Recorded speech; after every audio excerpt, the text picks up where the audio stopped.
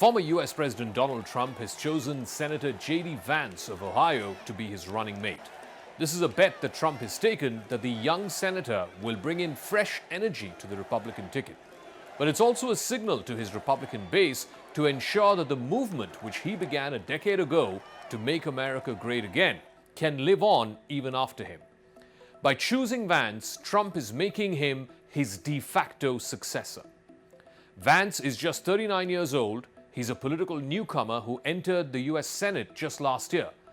But in the year that he's been a public representative, he's established himself as a devout loyalist of Trump. He often echoes the former president's stand on various issues. But J.D. Vance was not always like this. He started off as an acerbic Trump critic. He once referred to Trump as reprehensible. He even called him cultural heroin. There is even a private message that Vance sent to a friend where he compared Trump as America's Hitler. But when he decided to run for the Senate in 2022, he won Trump's backing. That endorsement from Trump lifted Vance above a crowded field in his home state of Ohio.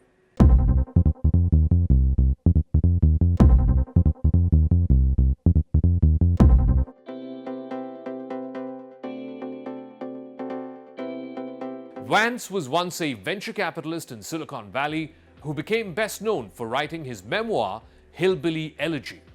Vance quickly emerged as a top defender of the former president, both in the halls of Congress as well as on television. Trump announced his VP choice in a post on the social media platform Truth Social as the Republican National Convention got underway in Milwaukee in Wisconsin.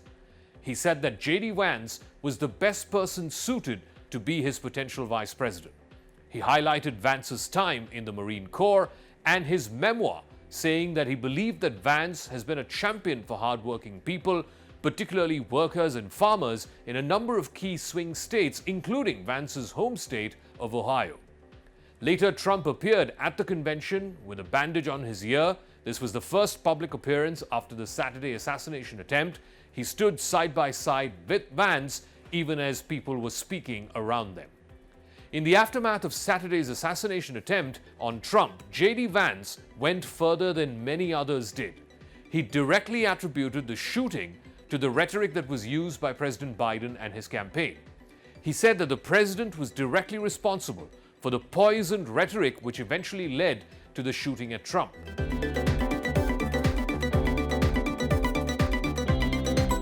In Vance, Trump has tapped into an ambitious ideologue who relishes the spotlight and who has already shown that he can energize donors on behalf of Trump. His youth is a big plus point. He's under 40 years old, and there's nearly 40 years separating him and Trump. Vance is the first millennial who's been nominated to a major party ticket. He could prove a boon to the ticket, as voters have expressed concern over both Trump and Biden's advancing ages. On a funny side note, in the modern era, he's also the first man on a major party's ticket who happens to have facial hair. But more importantly, the choice by Donald Trump positions J.D. Vance as the likeliest Republican to carry forth Trump's ideological legacy beyond a second White House term. Vance is also said to be very close to Don Jr., Trump's son, which helped him secure the ticket.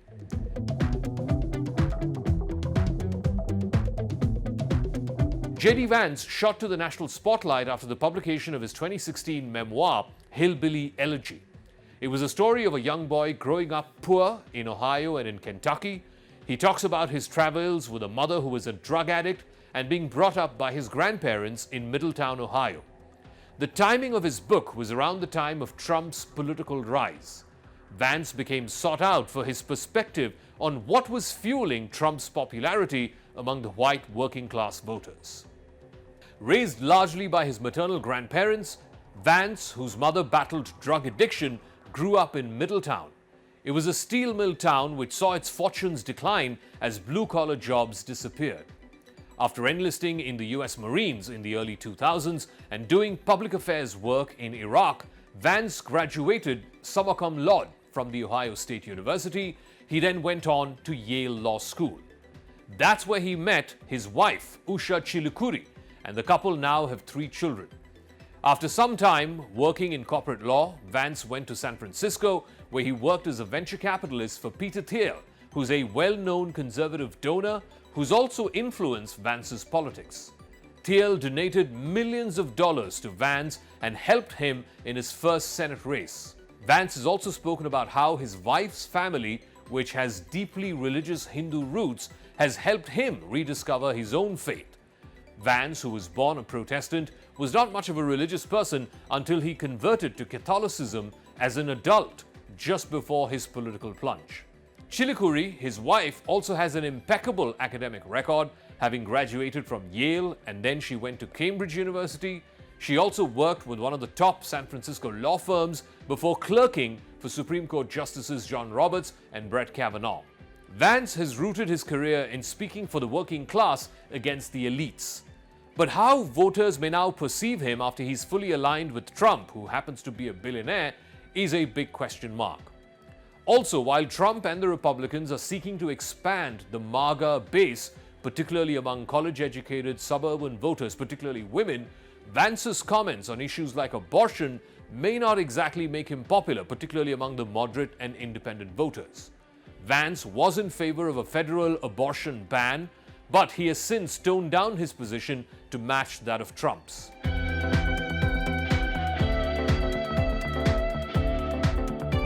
Vance has relatively very little governance experience. Like I said, he's been senator for barely over a year.